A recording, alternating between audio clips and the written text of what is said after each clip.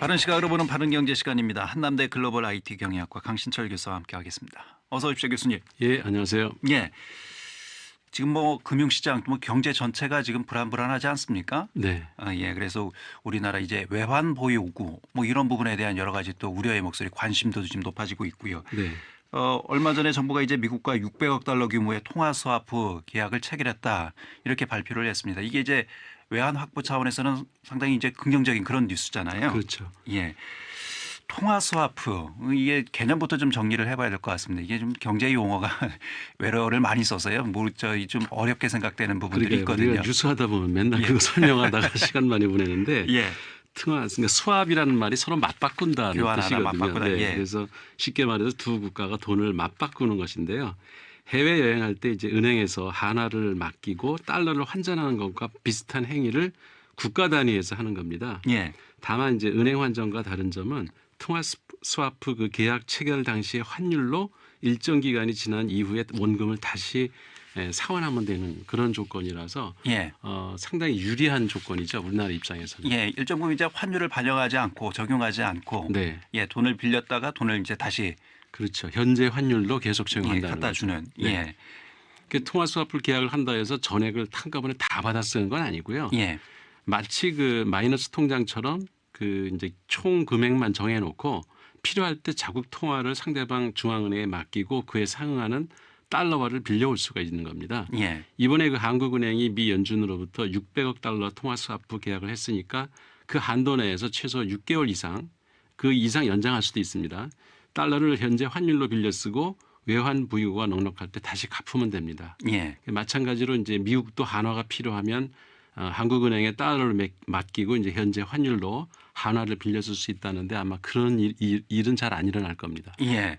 근데 왜 이렇게 이제 국가 간에 돈을 서로 교환하고 뭐 빌려주고 이런 건지 뭐 나름대로의 또 이유가 있지 않겠습니까? 네, 뭐 여러 가지가 이유가 있겠지만 가장 큰 이유는 아무래도 이번에 코로나19 그 세계적 대유행 여파로 달러 수요가 이제 갑자기 몰리면서 그 원 달러 환율이 10년 8개월 만에 최고치로 치솟는 급박한 상황에서 미국과 통화 스와프를 계약을 해서 외환 시장을 이제 안정화시키겠다는 게 가장 큰 목적인 것 같습니다. 그러니까 외화가 급박하게 필요한 상황에서 이를 구하지 못하면 국가가 재정 위기에 봉착한 경험이 우리가 있지 않습니까? 예. 한 예로 IMF 때. IMF 때 급격히 이제 외화가 유출되는 탓에 외환 보유고가 부족해서 기업들이 상당히 어려움을 겪은 적이 있었죠. 예. 그러니까 환율이 급등하면 그렇지 않아도 불황을 겪고 있는 수출 기업들의 그 원자재 수입 단가가 높아져서 수익성이 악화되면 큰일 나거든요. 예. 그래서 통화 스왑을 계약을 맺어서 이제 주요 기축 통화인 달러라도 확보해 놓아야 외환 시장을 이제 안정화시킬 수 있다고 국가가 판단을 한 것 같습니다. 예. 그 IMF 때 우리가 이제 달러가 없어서 이 IMF를 맞은 거잖아요. 네. 예. 국가 경제 문제가 있기보다는 달러의 부족으로다가 그렇죠. 일시적인 현상이었거든요. 예. 그래서 그런 이 재정의 이런 이제 금융의 안전성을 위해서 일정 부분 달러를 보유하기 위해서 이런 스와프를 체결했다, 계약을 이행을 했다 이렇게 봐야 될 것 같고요. 이전에도 다른 나라와 이렇게 통화 스와프를 우리가 맺은 적이 있었나요? 네, 여러 건 있습니다. 2008년에 이제 대표적으로 서프라임 모기지가 금융위기가 생겼을 때 한국과 미국이 체결한 그 300억 달러 규모의 그 한미 스와프 덕분에 이제 우리나라는 외환 위기를 무사히 넘길 수 있었고요. 2017년에 중국과 560억 달러 규모의 한중 통화 스와프 계약을 지금 맺은 상태고요. 예. 과거에 일본과도 계약을 체결했었는데 그 이명박 대통령이 독도를 방문하면서 그게 이제 정치적인 문제로다가 통화 협정이 연기하는데 실패를 했고요. 그 이후에는 이제 일본과는 통화 수합을 안 하고 있습니다. 그리고 미국과 협정도 2010년에 종료된 상태에서 연장을 안 하고 있다가 이번에 이제 다시 재개가 된 거고요.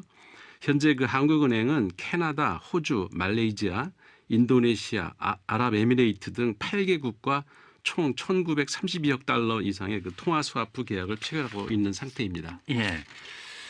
그 이번에는 미국이 우리나라하고만 이 통화 스와프를 계약을 체결했네요. 사실 이게 뭐 우리나라 정부에서 필요로 하기도 하지만 예. 미국도 이게 국제 금융 시장이 흔들리면 미국 자체도 위험하거든요. 그렇죠. 그래서 미국도 필요해서 사실 이번에 한국만 한 게 아니고 이전에 이제 캐나다, 영국, 유럽, 일본, 스위스 등 6개국하고 이제 통화 스와프 계약을 맺은 상태였는데 한국과 이번에 통화 스와프 계약을 맺으면서 덴마크, 노르웨이, 스웨덴, 호주, 뉴질랜드, 브라질, 멕시코, 중앙은행 등 여러 그 국가들하고도 통화 스와프 계약을 같이 동시에 체결을 했습니다. 예. 그러니까 미국도 우리나라와 마찬가지로 코로나19 감염 공포로 투자자들이 안전자산의 대표격인 그 국채하고 금 이런 것까지 팔아치우면서 이제 달러를 확보하려고 나섰기 때문에 국제금융시장에서 달러 유동성에 문제가 생길 우려가 있기 때문에 이런 조치를 취한 게 아닌가 생각합니다. 이게 저 통화 스와프 미국하고 맺기 전에 외환 시장이 상당히 불안했잖아요. 그렇죠. 달러 원가 환율이 갑자기 치솟아서 네, 1,300 이상까지 올라간 적도 있습니다. 예. 그래서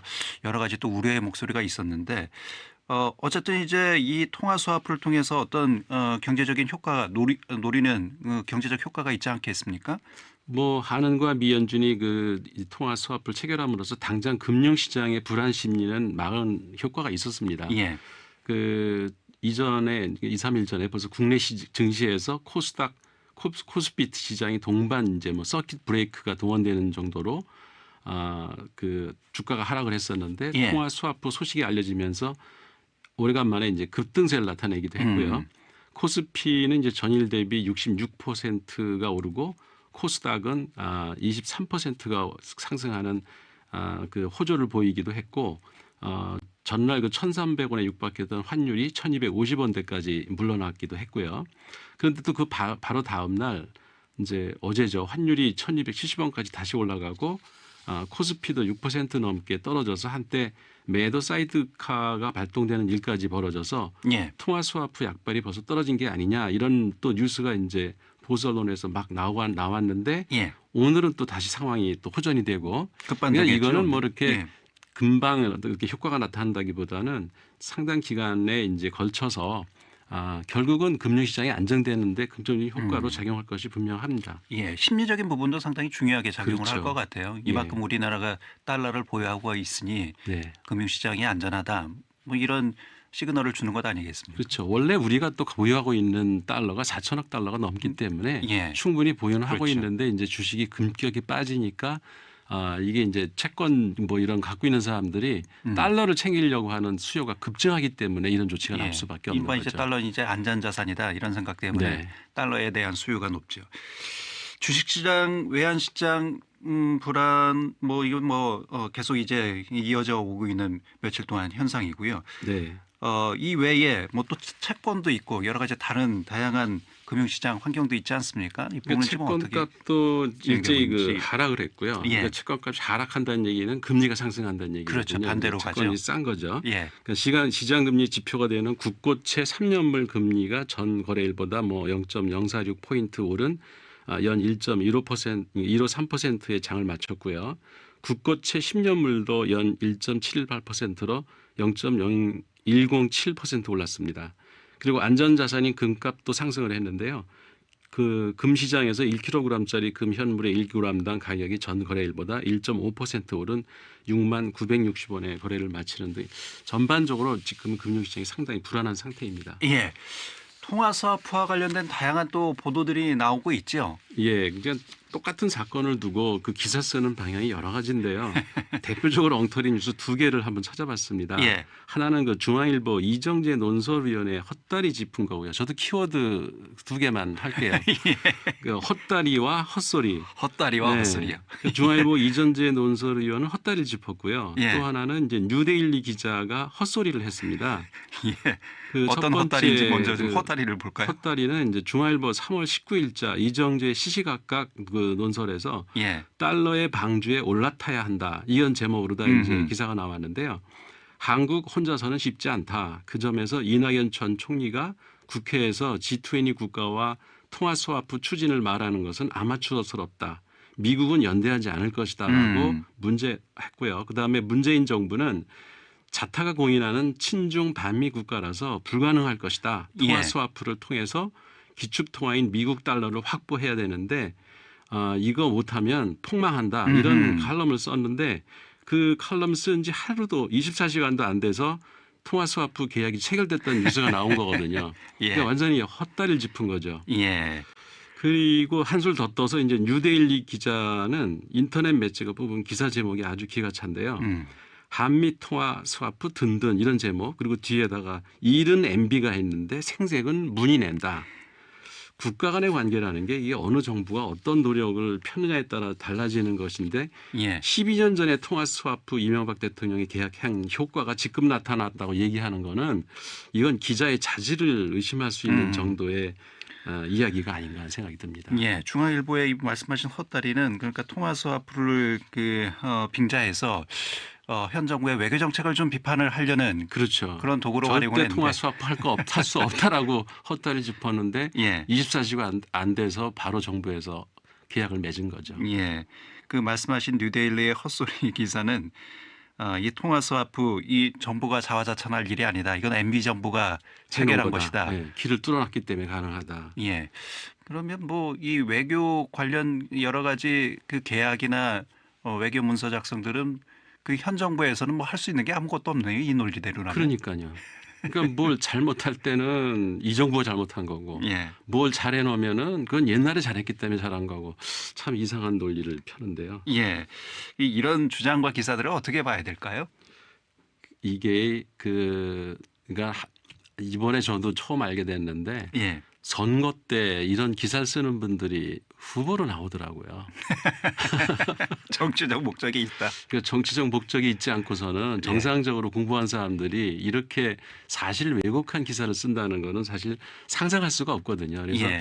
좀 우리나라 기자들 좀 반성을 해야 되지 않을까 하는 생각을 합니다. 예. 가짜 뉴스도 문제지만 이런 어떤 목적을 가지고 의도성이 있는 이런 왜곡성 기사들도 상당히 경제 기사들도 많이 나오기 때문에요. 예. 그런 부분들을 잘 봐야 될 것 같습니다. 그리고 우리 그 시청자나 독자들이 문해력을 좀 키우기 위해서 저는 독서 좀 했으면 좋겠다. 예. 뭐 풍부한 이제 독서를 통해서 이런 가짜 뉴스들도 의도성 있는 왜곡된 뉴스들을 잘 걸러낼 수 있다. 네, 이런. 조금만 깊이 들여다보면은 이게 허구성이 금방 드러나거든요. 그래서 예. 그런 점을 우리 KBS 시청자들은 그러니까 청취자들은 잘 걸러낼 수 있지 않을까 기대합니다. 예. 이 바른 경제도 잘 들으시면 그런 안목을 좀 높일 수가 있을 것 같습니다. 예. 오늘 여기까지 하겠습니다. 통화 스와프와 관련된 얘기들을 좀 나눠봤습니다. 한남대 글로벌 IT 경영학과 강신철 교수였습니다. 고맙습니다, 교수님. 예, 고맙습니다.